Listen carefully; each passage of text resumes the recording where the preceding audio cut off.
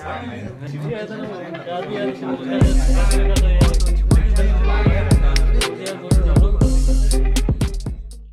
मसीह की। स्वागत है आप सभी का फिर से हमारे इस वीडियो श्रृंखला में। और जैसा कि हमने आपको बताया था पिछली बार भी कि इस वीडियो श्रृंखला में हम मानव जीवन के बहुत ही अहम हिस्से यानी सेक्स, प्रेम और विवाह के बारे में सीख रहे हैं। और इन विषयों के बारे में सीखने के लिए हम बाइबल के एक पूरे पुस्तक का इस्तेमाल कर रहे हैं। पुराना नियम में से हम श्रेष्ठ गीत की पुस्तक के द्वारा इन अहम हिस्सों के बारे में जानने का कोशिश कर रहे थे। यदि आपने हमारा पहला वीडियो नहीं देखा है तो मैं चाहूँगा और आपसे अनुरोध करूँगा कि आप इस प्लेलिस्ट में पीछे जाकर के पहला वीडियो देख लें, ताकि आपको मालूम हो कि किस प्रकार से इस पुस्तक को समझा जाना चाहिए और किस प्रकार से इस पुस्तक को हम गलत तरीके से समझ सकते हैं। पिछले वीडियो में जब हम आपको समझाने का प्रयास कर रहे थे, हमने 3 आवाज़ों के बारे में बात किया था कि कौन कौन से चरित्र है जिनका यहाँ पे जिक्र किया गया है। तो इसमें हम गांव के एक लड़की को देखते हैं, या फिर आप कहें जोड़े में से दुल्हन या फिर पत्नी को देखते हैं, और एक गांव के ही लड़के यानी फिर हम पति को देखते हैं। वे 2 इसके मुख्य चरित्र है। इसके बाद सुलेमान का किस प्रकार से इसमें जिक्र किया गया है उसके बारे में हमने आपको बताया था, मूल तौर पर सुलेमान के जीवन के लिए एक व्यंग्य के रूप में।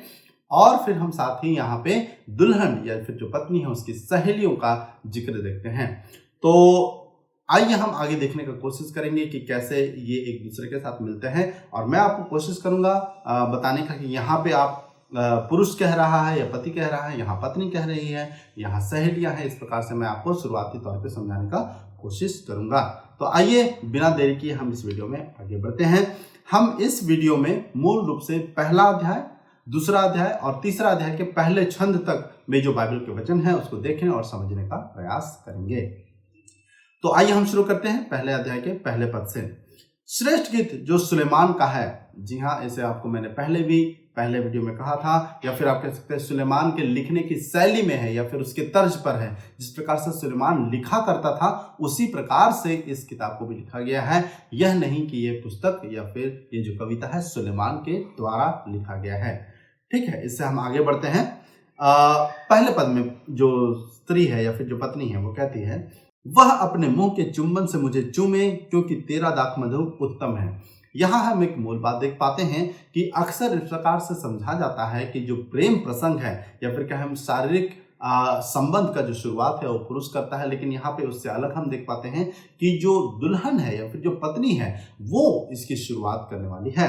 आगे कहता है, तेरे भांति भांति के इत्रों का सुगंध उत्तम है, तेरा नाम उंडेले हुए इत्र के तुल्य है, इसलिए कुमारियां तुझसे प्रेम रखती हैं। मूल रूप से बताने का कोशिश कर रहा है कि जो पति है उसमें से अच्छी सुगंध आ रही है और उसका नाम बहुत ही चाहने योग्य है या फिर बहुत प्यारा है। इसके आगे हम देखते हैं जो पत्नी है वो कहती है, मुझे खींच ले।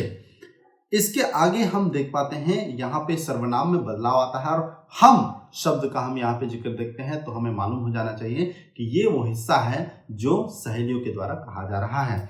हम तेरे पीछे दौड़ेंगे, राजा मुझको अपने महल में ले आया है। तो दोनों के बीच में हम मान लो समझ सकते हैं कि जो पत्नी है और उसकी जो सहेलियां हैं ये लोग एक समूह में हैं और वे आपस में एक दूसरे को बता रही हैं। एक बार पत्नी बताती है, फिर उसकी सहेलियां प्रत्युत्तर देती है। इस प्रकार से हम देखते हैं। और फिर पति कब कहता है इस बात को भी हम देखते हैं।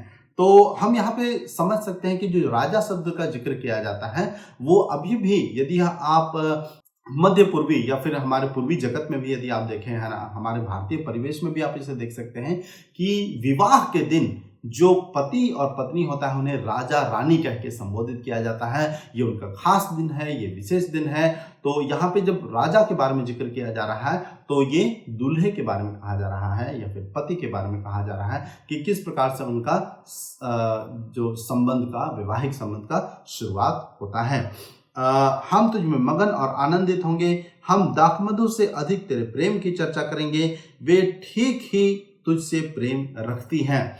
हम यहाँ पे ये देख पाते हैं कि प्रेम और दाखमधु दोनों ही नशे उत्पन्न कर सकता है, लेकिन प्रेम ज्यादा बेहतर है। इस बात को हम यहाँ पे देख सकते हैं। जो प्रेम की तुलना की गई है वो दाखमधु से किया गया है। क्यों?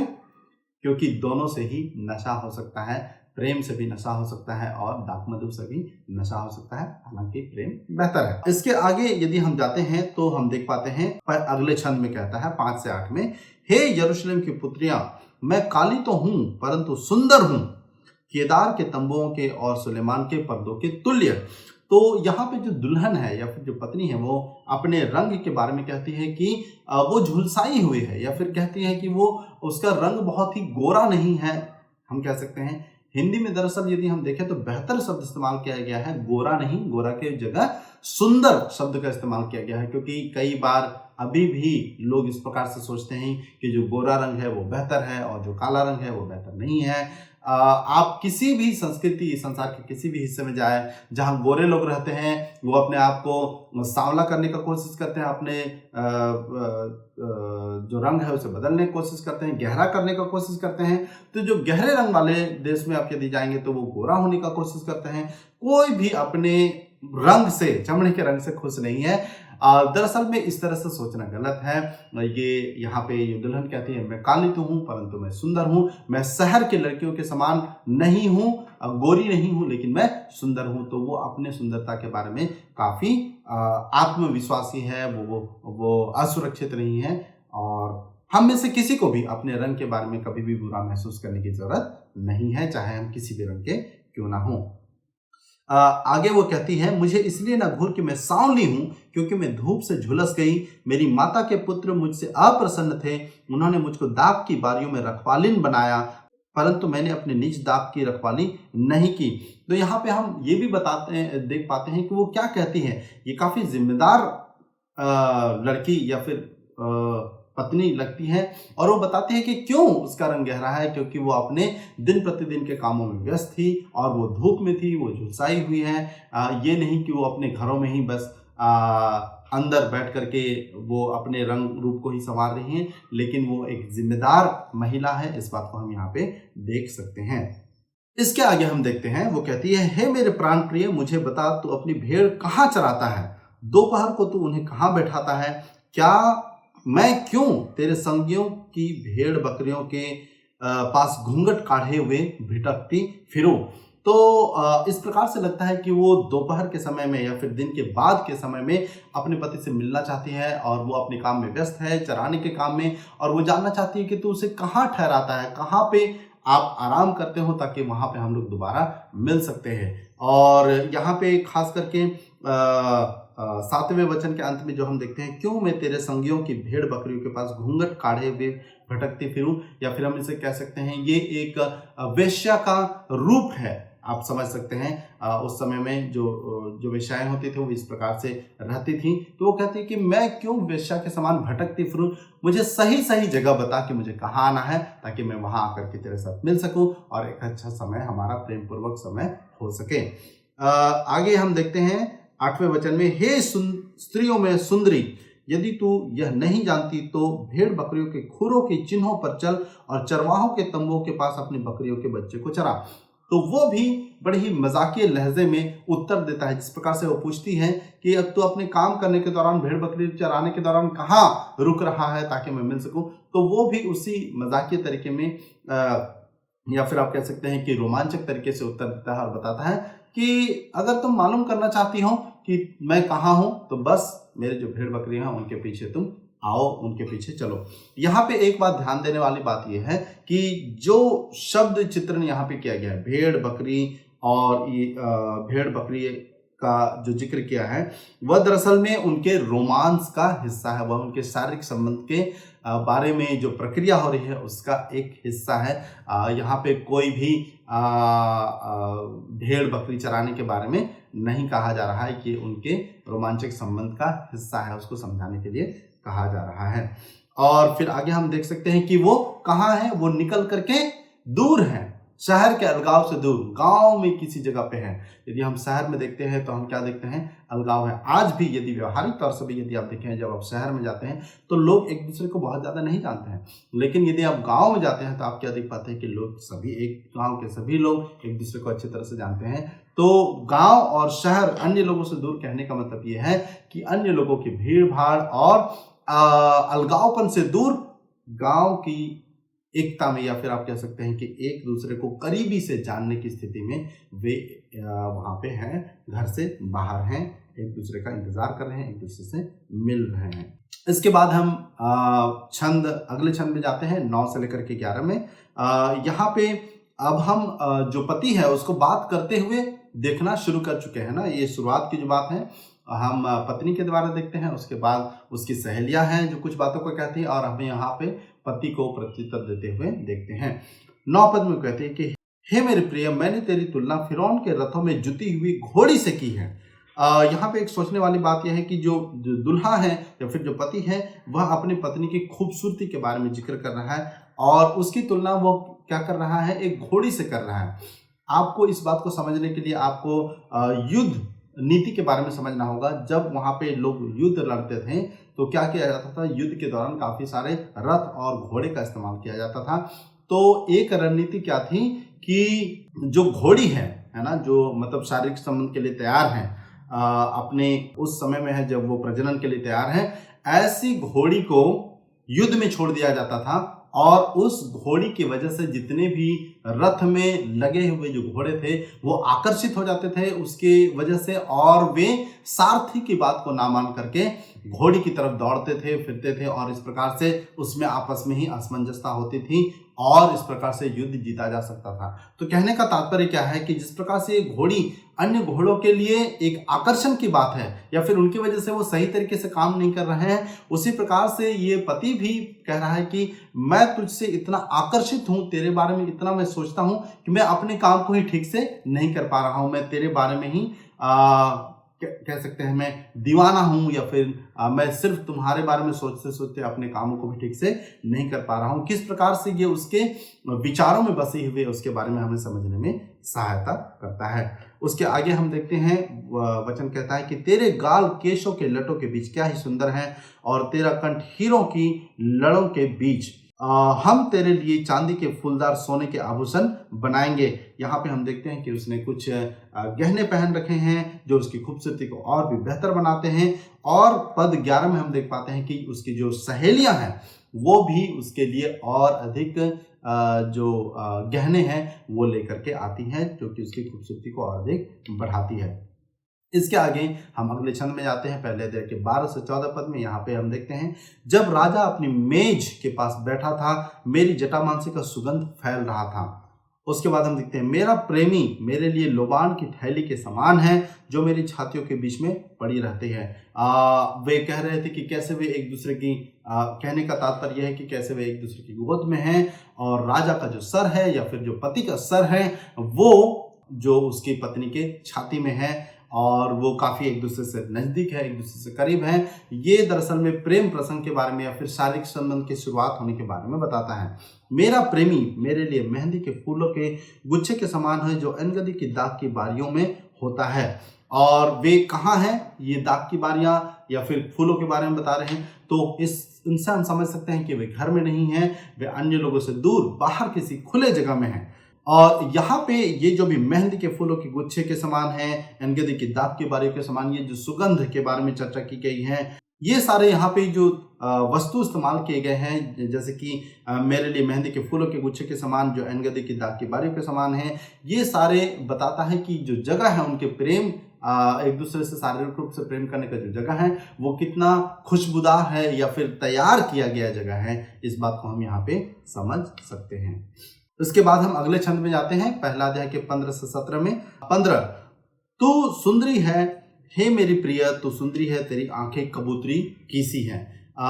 हम यहाँ पे देखते हैं कि किस प्रकार से जो पति हैं वो अपनी पति की खूबसूरती का जिक्र करता है, खूबसूरती का वर्णन करता है। आगे 16 पद, हे मेरी प्रिय तू सुंदर और मनभावनी है, और हमारा बिछौना हरा है। हम यहाँ पे देख पाते हैं कि वे एक दूसरे से किस प्रकार से बातचीत कर रही है। एक बात है जो पति कहता है, उसके प्रत्युत्तर में पत्नी कुछ कहती है। इस प्रकार से कैसे वो एक दूसरे के नज़दीक आते जा रहे हैं शारीरिक रूप से, और इस बारे में हमें समझने में सहायता करती है। 15 से 17 पद में इस छंद में हम देखते हैं वो सारे खूबसूरत जो सुगंध है उनके बारे में जिक्र किया गया है। 17 में कहता है, हमारे घर के बरगे देवदार हैं और हमारे छत की कड़ियाँ सनोवर हैं। इन सारी खूबसूरत या फिर कह सकते हैं अच्छी खुशबू वाली चीज़ों को हम यहाँ पे देख सकते हैं। इसके आगे दूसरा अध्याय के पहले पद में हम जाते हैं।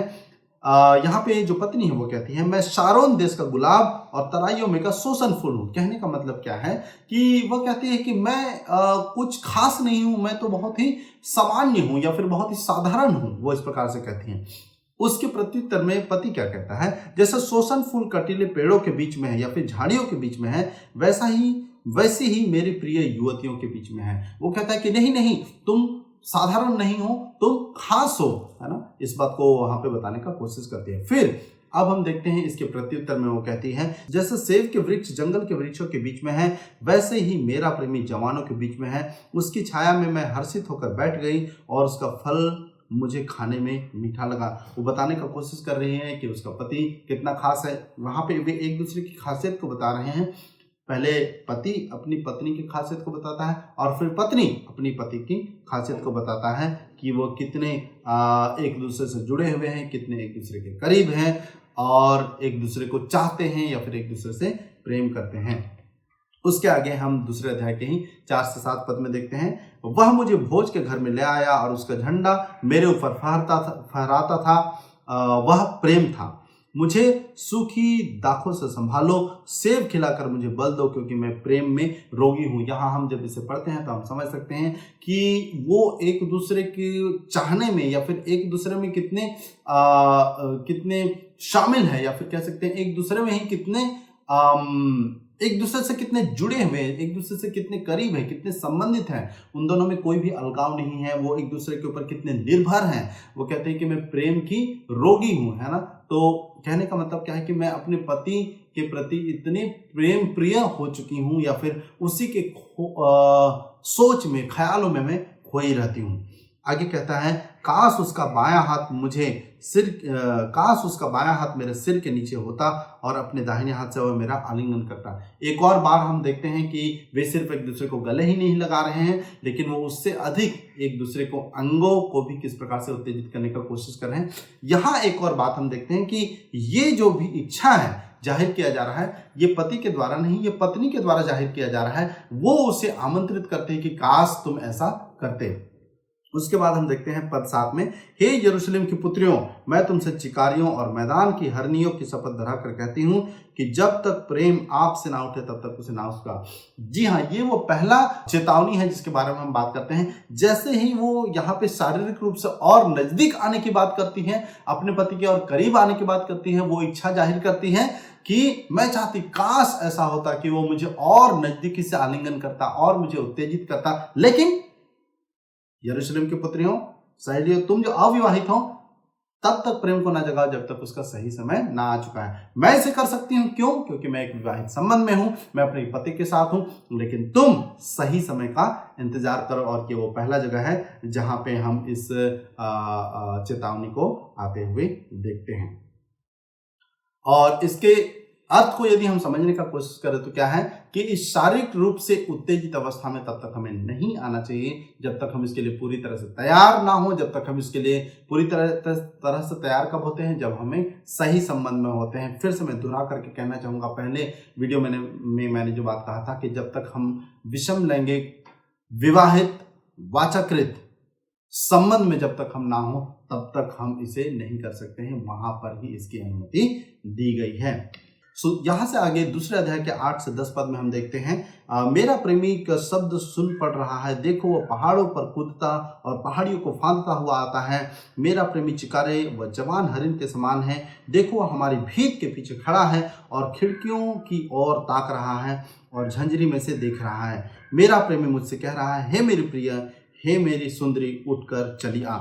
यहाँ से आगे हम देखते हैं, क्योंकि देख जाड़ा जाता रहा, वर्षा भी हो चुकी और जाती रही, पृथ्वी पर फूल दिखाई देते हैं, चिड़ियों के गाने का समय आ पहुंचा है और हमारे देश में पिंडुक का शब्द सुनाई देता है। अंजीर पकने लगे हैं और दाखलताएं फूल रही है, वे सुगंध दे रही है। हे मेरे प्रिय, हे मेरी सुंदरी, उठकर चलिया। हम यहाँ पे देख पाते हैं कि जो जाड़े का समय है, बारिश का समय वो चला गया, ये एक नए मौसम की बात है। यहाँ पे हम देख पाते हैं कि वो बसंत ऋतु के बारे में कहता है। ये कहने का तात्पर्य है कि बसंत ऋतु वो समय है जब सब कुछ नया हो रहा है, जब सब कुछ अपने जो ठहरी हुई स्थिति थी उसमें से निकल करके अब फूल खिल रहे हैं, ये सारी चीजें शुरू हो रहे हैं। ये एक प्रेम का मौसम है या प्रेम का सही समय है, इस प्रकार से कहने का यहाँ तात्पर्य है। इसके आगे हम दूसरा अध्याय का 14 और 15 में देखते हैं।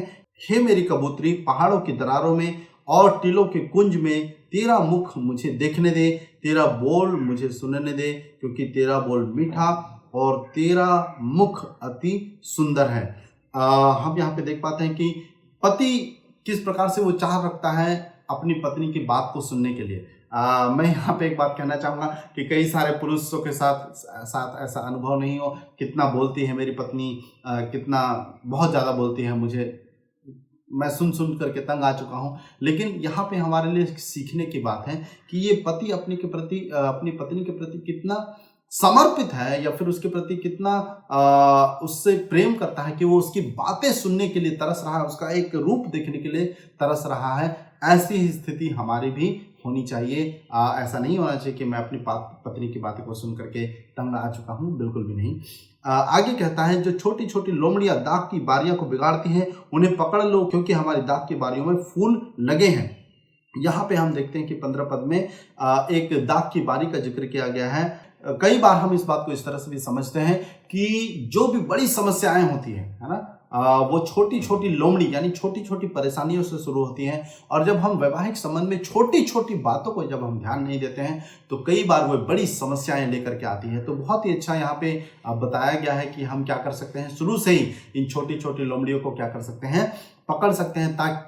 ताकि वो हमारे दाग की बारी को या फिर हमारे वैवाहिक जीवन को वो प्रभावित ना कर सके, वो छिन्न भिन्न ना कर सके। ये बहुत ही जरूरी है। कई बार हम सिर्फ बड़े बड़े चीज़ों के बारे में, बड़े बड़े तोहफे, महंगे तोहफे के बारे में सोचते हैं, लेकिन मूल रूप से एक विवाहित संबंध को जो तोड़ने वाली बात है वो कई बार आम दिन में, प्रतिदिन में जो छोटी छोटी बातें हैं वो ज़्यादा प्रभावित करती हैं। इससे आगे दूसरा अध्याय के 16-17 पद में हम देखते हैं, मेरा प्रेमी मेरा है और मैं उसकी हूँ, वह अपनी भेड़ बकरियां शोषण के फूलों के बीच चराता है। जब तक दिन ठंडा ना हो जाए और छाया लंबी होते होते मिट न जाए, तब तक हे मेरे प्रेमी उस चिकारे व जवान हरिण के समान बन जो बतेर के पहाड़ों पर फिरता है।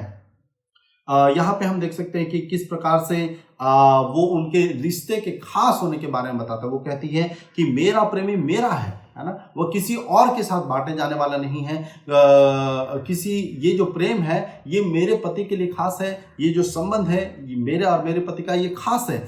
ये जो बातें अंतरंगता की जो बातें हैं, घनिष्ठता की जो बातें हैं, शारीरिक संबंध या फिर सेक्स की जो बातें हैं, ये किसी और दूसरे के साथ बांटे जाने वाली चीजें नहीं है। ऐसा नहीं कि हम किसी के साथ भी इस संबंध को बना रहे हैं, लेकिन वो बोलते हैं कि नहीं, एक खास व्यक्ति जो मेरा है, मेरा अपना है। कैसा है हम उसे समझ सकते हैं, अपना है जिसने मुझे वचन दिया है, जो दूसरों के सामने वाचाकृत संबंध में मुझसे बंधा हुआ है, उसके साथ मैं इस घनिष्ठता के संबंध को बिताना चाहती हूँ या फिर उसका आनंद लेना चाहती हूँ। और वो आगे क्या कहती है कि किस प्रकार से जब तक दिन ठंडा ना हो जाए और छाया लंबी होते होते मिट न जाए, तब तक हे मेरे प्रिय उस चिकारे व जवान हरिण के समान बन जो बतेर के पहाड़ों पर फिरता है। मतलब वो चाहती कि ये जो प्रेम है ये जल्दबाजी में किसी तरह से लुक छुप करके किया गया नहीं है, लेकिन ये धीरे धीरे बढ़ रहा है, धीरे धीरे बढ़ रहा है और वो दिन के पहर से लेकर के रात के पहर तक चल रहा है। इस बात को हम यहाँ पे देख सकते हैं।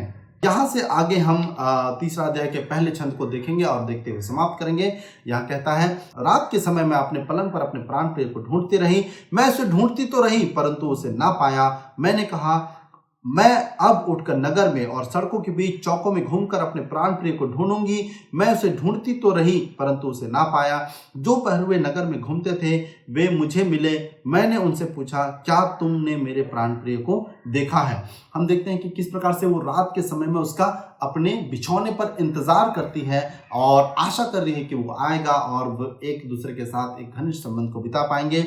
वो जागती है, जब वो देखती है कि वो नहीं है, बिछौने पर नहीं है, तो वो जागती है और उसे ढूंढती है और जब उसे नहीं पाती है तो उसे ढूंढने के लिए निकल पाती है ना, निकल जाती हैं। यदि आप देखते हैं कि आपका पति यदि रात के दौरान आपके साथ नहीं आता, आप क्या चाहेंगे कि वो आपके साथ हो, आपके नज़दीक हो, आपके पास हो।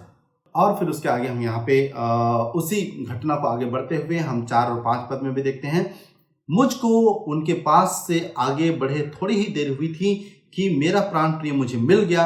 मैंने उसको पकड़ लिया और उसे जाने ना दिया जब तक उसे अपनी माता के घर अर्थात अपनी जननी की कोठरी में न ले आई। पद 5, हे यरूशलेम की पुत्रियों, मैं तुमसे चिकारियों और मैदान की हरनियों की शपथ धराकर कहती हूँ कि जब तक प्रेम आपसे ना उठे तब तक उसको ना उस्काओ।